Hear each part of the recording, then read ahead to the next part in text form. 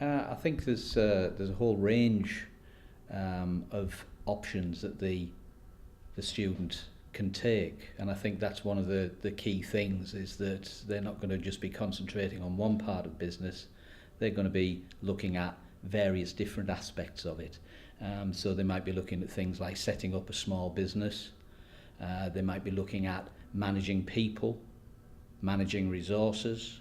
Perhaps they'll be involved in looking at the financial aspects of a business.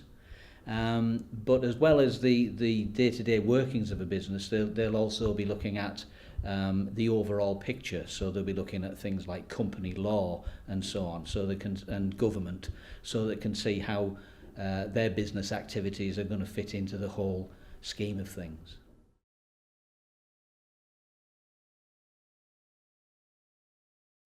I suppose a lot of that is down to them, and the kind of person that they are. You might have the kind of person who is coming on a course like this and using the skills that they learn about setting up a business in order to do something entrepreneurial, so actually starting up their own business.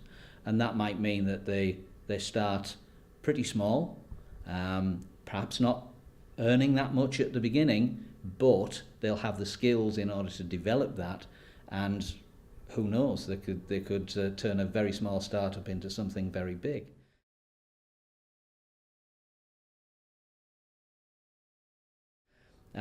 Other students might go for a more career-based option.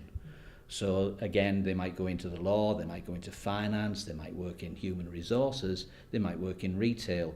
But we would see them developing themselves into managers in those kind of areas. And especially if they're going to university, then they're taking the skills that they've learned at this college, developing themselves educationally, and then being able to go on to perhaps manage a large company.